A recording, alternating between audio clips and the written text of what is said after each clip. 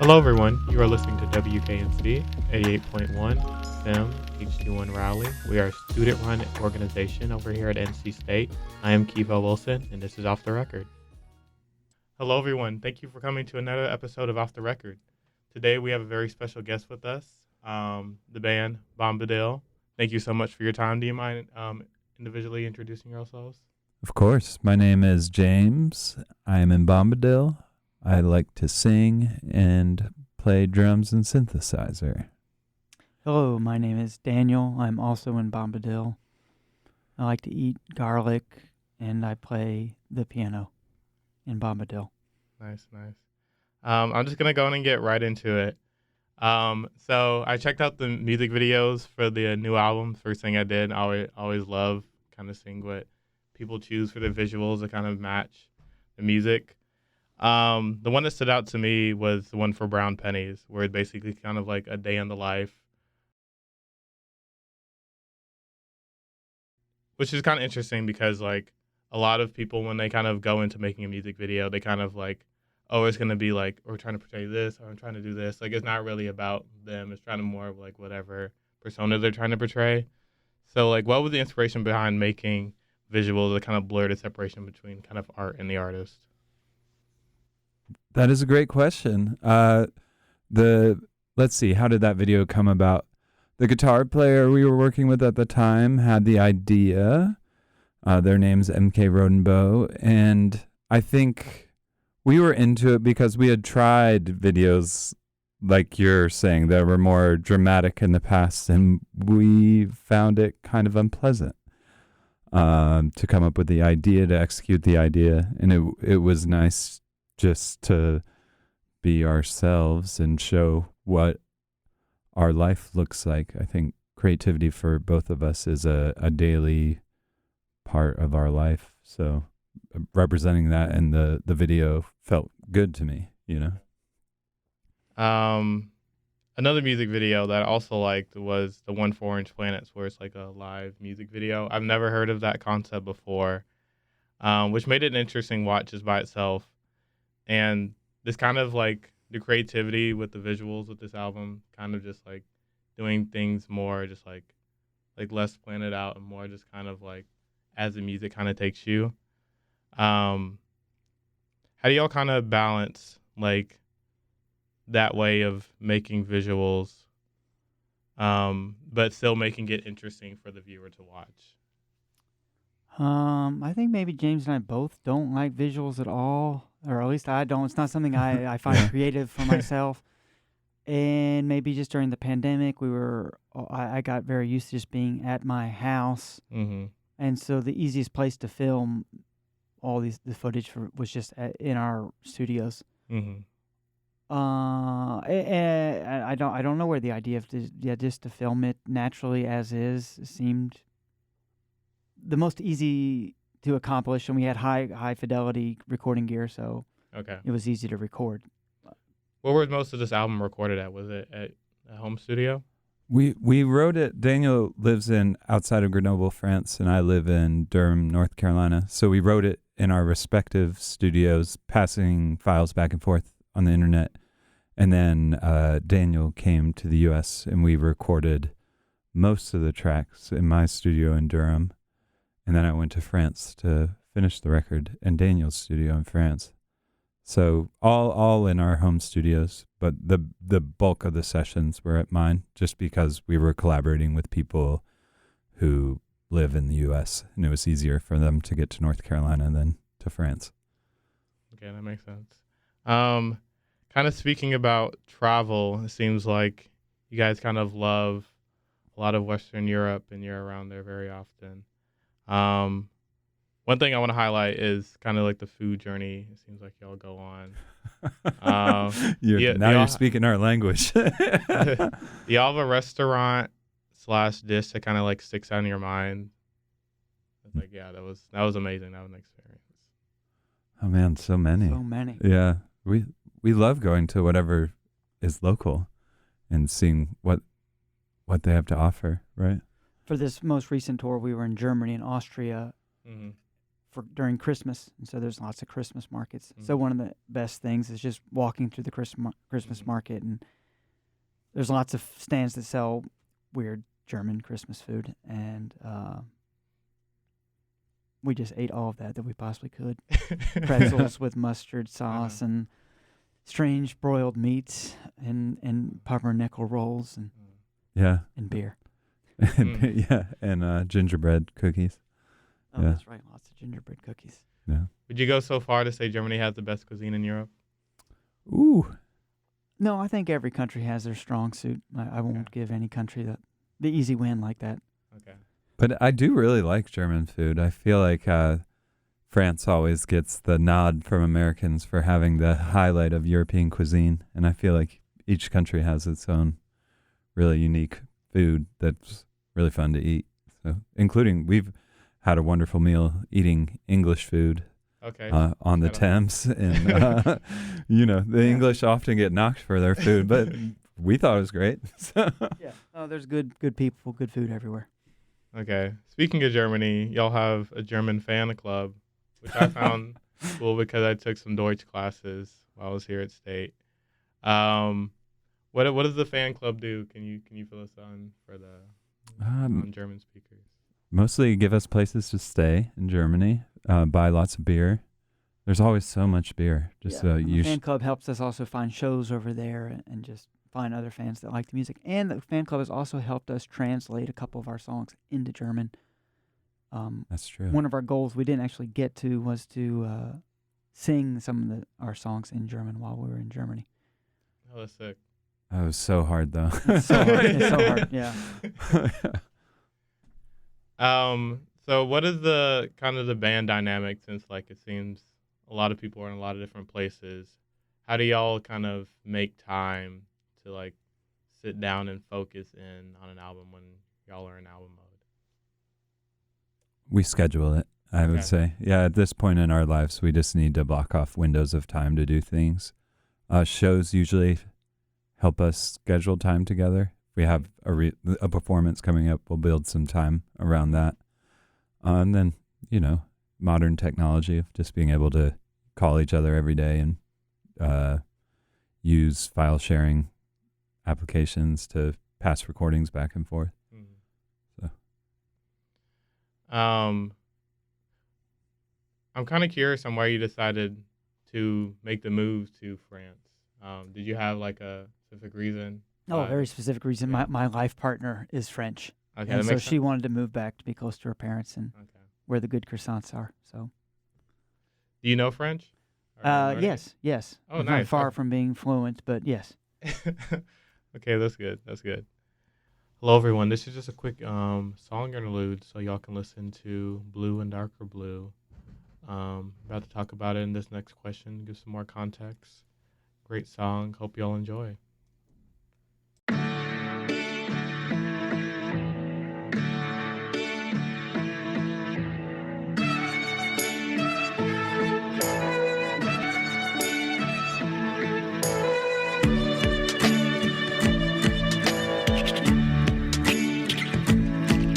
Good of folk singers, manipulation, get past those gloomy cerulean eyes.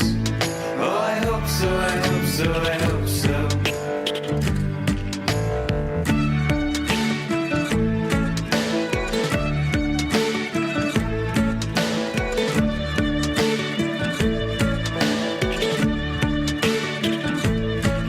Could the soft hills of the Tar Heel State be right by that line in the sky?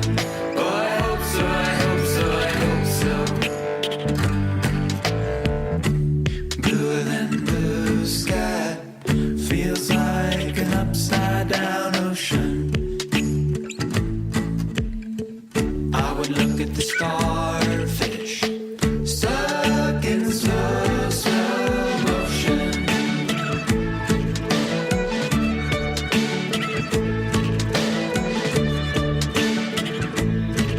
Could the answer achievements of best in the boys be simply busy work? Oh, I hope so, I hope so, I hope so.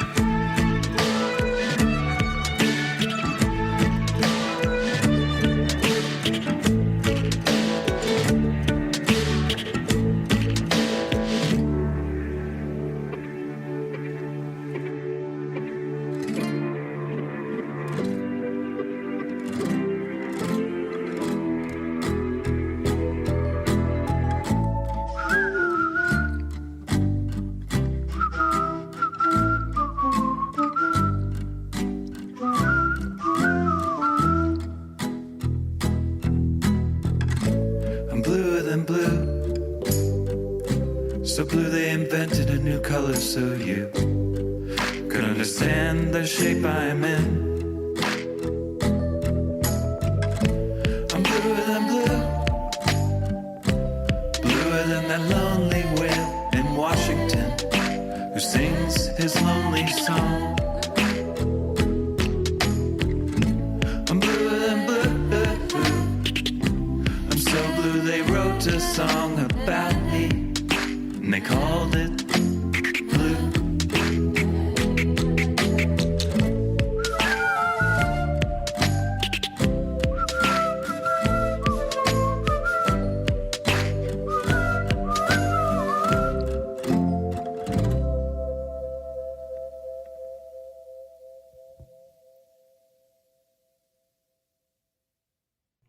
Thank you so much for listening to that song.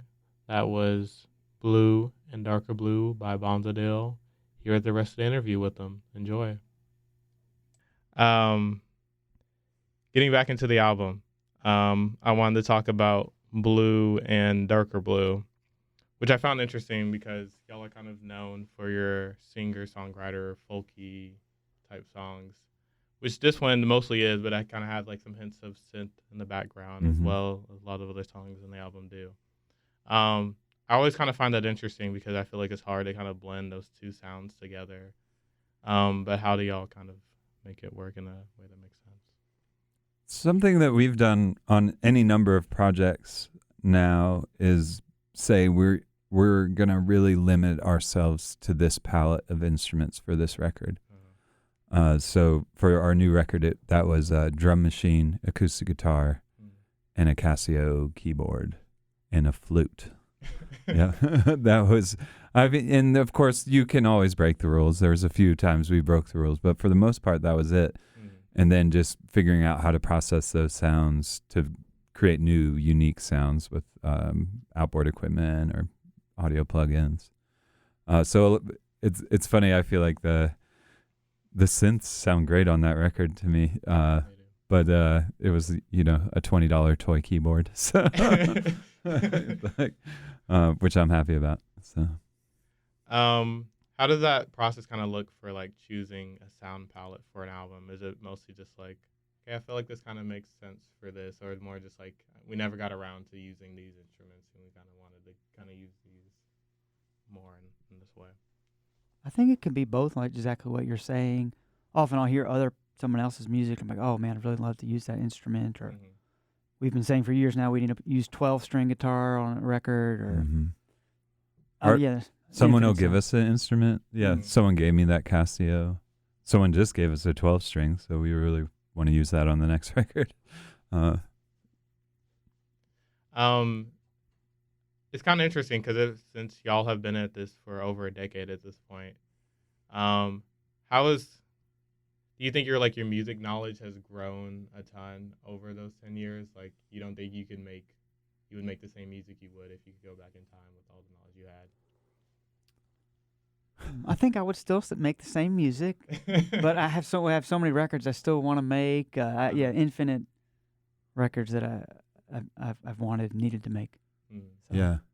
The past ones I needed to make at some point, so I wouldn't take them away. Okay.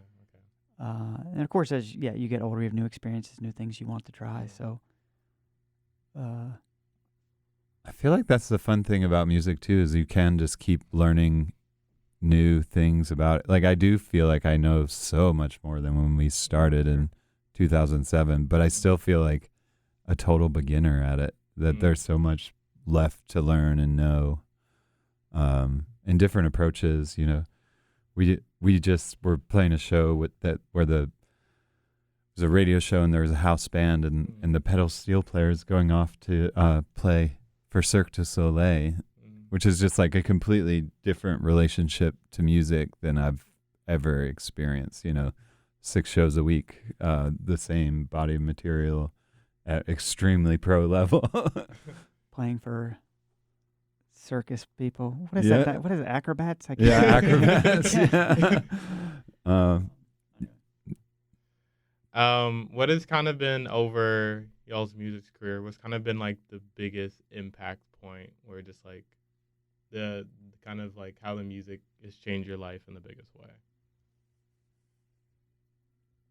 That's a funny question. I feel like while we're doing it, it just feels natural. So it's hard to point at one point to be like things really got bigger here, or wow, it really fell off there. You know, like it just kind of feels like since we have consistently done it for over 15 years now, actually, it just feels kind of like what I do. And there have been some we meet more and more people, I guess, but it's never been like this huge exponential jump in the number of people that come to the show or the number of people that send us emails, which is like really the only thing barometer we have, right? We need more people to send you emails, it seems like. No more emails. Yeah, we're bad at email. Yeah, that's a good question. Do you, what do you think, Dan? I mean, there's so many moments I guess I could pinpoint, but I kind of like James' answer. Just it's been a step by step, and there's highs and there's lows all the time. Yeah. Okay. Y'all kind of talked about your live shows a bit. Kind of how you switch it up depending on where y'all at. You've been asked about this before in the Lime interview a few years ago. You said like basically they asked you like why like do all this extra stuff for a live performance, have all these instruments, do an acapella, do this, do that. And I'm not sure, they didn't say who said this, but it said sometimes it is difficult, sometimes we fail. It's almost always terrifying. We feel it's important to take risks and we hope it will lead to knowledge. That's wise. Whoever said that. What do you think you've learned through kind of live performing so much now at this point? Yeah. I feel like in some ways we've had a breakthrough. We just started working with a new performer. It's a dancer from the UNC School of the Arts graduate, and it's a choreographer / dancer. And we realized what works for the live show or music is not something you can always control. It's more spiritual. I don't know how to get into that in a deep way in this 5-10 minute conversation, but sometimes it just kind of works and you don't really know why. And a lot of times it doesn't work and you don't know why either, and you beat your head against the wall for a long time and don't come up with any solution. It's another cool thing about music. It's a little mysterious, right? For sure, yeah. Our performance, I think, or just thinking back over my adult life of the performances that really struck me, I think of a variety of types. I think if you had described them to me before I saw them, I'm not sure I would have been like, that's a good idea. You know, I once saw a boyfriend and girlfriend duo they were performance artists, and they tied string to his beard and to her hair, and then they walked as far apart from each other as they could until they were pulling their hair like in what looked like a really painful way, and that made a bridge of string that they then walked over the audience while they were like grunting in pain. And I even saying this out loud, it sounds awful, but it was like deeply moving to see in person, you know, and I would have never predicted that. So yeah. Do y'all kind of have some, I like to call them rituals, but not in like a weird demonic way, but just like in a fun way, where like for concerts, like some concerts I've been to, I recently went to see Toki Beaver, which is like a J-punk group. Oh, cool. But at the end of their shows, they bring out like a huge inflatable and like crowd surf on it. Other shows I've seen, like people destroy instruments, or like the crowd will know like exactly what to say, like it won't be part of the song, it will just like be part of like, if you know your fan, you know. Do you have like kind of like a favorite ritual that your fans kind of perform during live shows? We've gone through so many of these rituals over the years, but I think at the moment we don't have any. But some of my favorites, we used to have this song called Caterpillar Tree, and we would carry always a massive pillow caterpillar, and we'd throw it into the audience at that point in the crowd. James, any others you can think? I mean, at this point we have so many records, right? We can't often play someone's favorite song. So in recent years, something I've enjoyed doing that we definitely won't do on this tour because we're working with a choreographer and the show is very set, which is unusual for us. But in the last couple of years, if someone yell out a song from an old record that we had no idea how to play, we'd just try to play it, see how it goes. And sometimes it would be perfect. Oftentimes it would be pretty bad, but like the audience is on your side with it, right? Yeah, because they know someone wants to hear it. Yeah. So it's like a nice moment of connection, I think. What is the usual process kind of behind making a set list? Since like if you're touring for a specific album and kind of focus on that, maybe play some of the hits, then what's kind of like your move for like kind of the final 3 to 4 songs you can still fit in that set? I think we still don't know how to do that. Yeah, we don't. We fortunately for the last 2 years, our guitar player wrote all the set lists. We just gave them all the songs and they picked out randomly which ones they liked the best. So and thought flowed together the best. Yeah. Which was really nice. Yeah, I really love not thinking about it. And like I say, for this tour, we will be doing the same set every night so that we won't have to think about it. Speaking of sets, you've performed all over the world at this point. Do y'all have a favorite venue or like concert experience? I really love, on this tour, we're playing, I think, for the 5th time in our friend's basement. Every one of those times has been so fun. They've built their basement into a rock club that I think just us play at. And it's a family that there's a lot of people in Nashville and a lot of people in Knoxville. And they all kind of gather and have a family reunion around our concert. And there's lots of food. One of the family members makes varieties of gourmet popcorn. And it's just like an amazing party that is centered around our concert. And yeah, it's kind of hard to beat, right? Yeah, it's just a nice, intimate feeling with good popcorn. So we're going there next week, and I'm excited. Okay, nice. So I did some Instagram stalking, and it seems like someone has a green thumb in the band. Oh, yeah. If someone had some advice for people who wanted to get into gardening but find it daunting, any advice?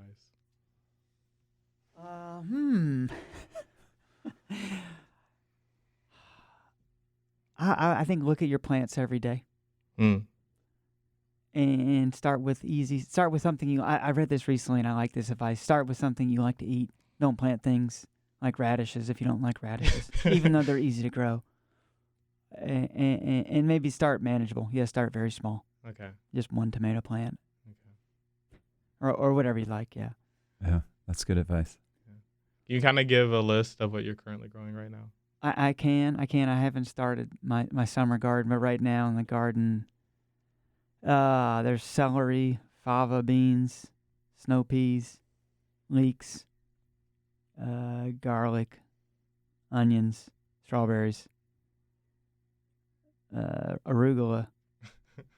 I'm just going through the beds. Don't forget the trees now. He's got a kiwi tree. I got a lot of fruit trees. I got kiwi and apple. I have some a mandarin tree, lemon tree. It's a great place to have lunch. I got almond tree, cherry. Yeah, I've been trying to grow everything. So you got the Garden of Eden, basically. Not yet, but maybe in 10 years. Yeah. It is very wonderful. Yeah. I kind of found it interesting. Your interview with WNCW 88.9, you talk about the process of making the album Fencing. And you use an algorithm by a friend to kind of determine like which songs were popular and why, like kind of dividing up into like who's singing, the tempo, the lyrical content, et cetera, which I kind of found funny because like a year ago we were on like the precipice of like AI music and like algorithms like being able to make a whole song, and I feel like you're kind of ahead of the curve on that one. But do y'all think that AI or using AI in any way to kind of help with your music making is valid or? Oh, totally. Yeah. I don't know. I'm not really nervous about AI for whatever reason. I think you still have to have taste and it's no shortcut for time. You can't just be like, if if you could tell the AI to like write the #1 smash hit, like everyone would, right? And yeah, so then I don't know. There's still gonna be. I was hearing this guy Robert Henke, who's an electronic musician, talk about it, and he was saying that yeah, AI is not going to be able to invent the new whatever. Yeah, or just like Detroit techno is such a weird idea, and then it took over music basically for a while. Or hip hop is such a weird idea. Or I mean, any of it is, and I just. All AI can know is the things that we've done in the past, so it can combine different elements. But I think there's still going to need to be some human guiding, and that's just like any other tool you would use to make something creative. To me, I mean, maybe it's more like a creative assistant who might give you some cool ideas or something. Not sure I'm all that curious to use it, but I'm not opposed to it either. Yeah, I'm curious, and I'd love to know how. I feel like I'm really bad at AI, but I like James's analogy. It's like a tool. It's like I think of AI as maybe like a guitar. It's awesome, but if you don't know how to play the guitar, it's going to sound bad. Yeah. Yeah. So it's maybe more like auto-tune, like kind of how people kind of push back on auto-tune, like, oh, you don't need to know how to sing. Like, anybody can sing with this, but really it's just a tool in your toolbox if you want to use it. Exactly. But no one thought to sing like T-Pain until T-Pain did, right? I mean, it was really striking when that came out, Or I don't know if he was the first, but he, the most notable. Let's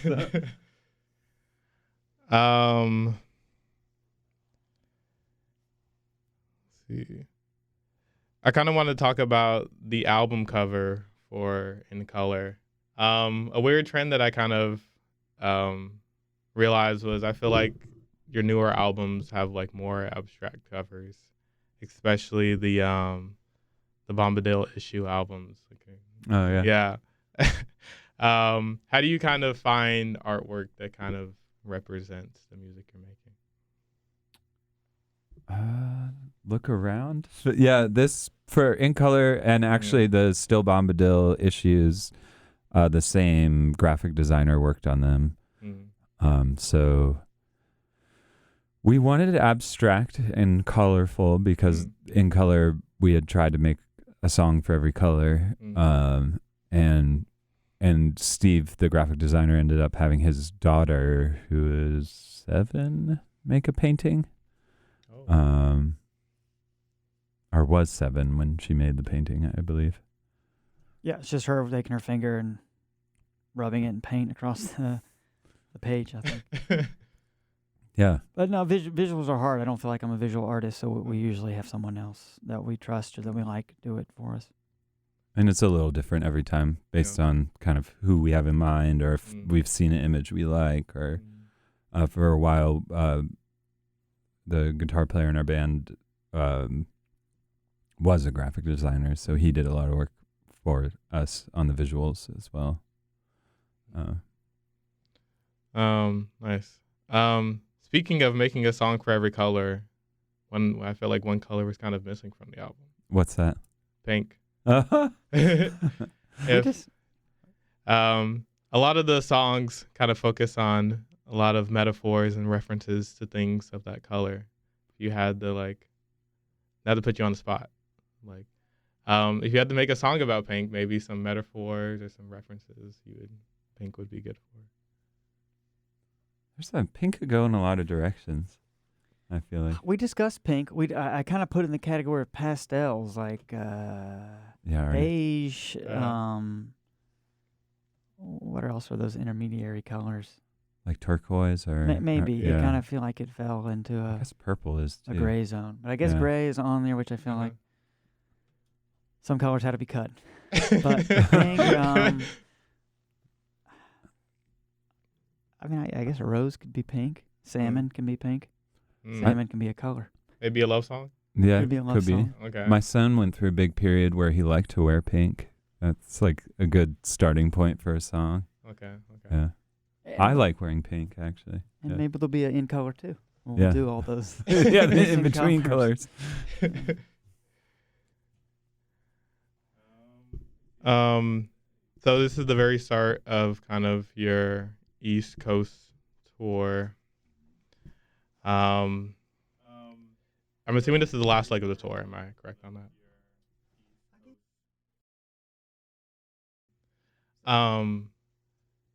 When especially like on the last leg of a tour, do y'all have like I feel like a lot of artists can kind of get worn out and kind of bored of their music, especially when you're touring it so much. Do y'all have a way to kind of combat that, or do you not really I feel guess it that? is for In Color. We played everywhere with this record except the South. We did the West Coast, we did the Midwest, we've done the Northeast, but we have not done the South. Mm-hmm. Played maybe one show in North Carolina, but we haven't done South Carolina, Georgia, Tennessee, really at all.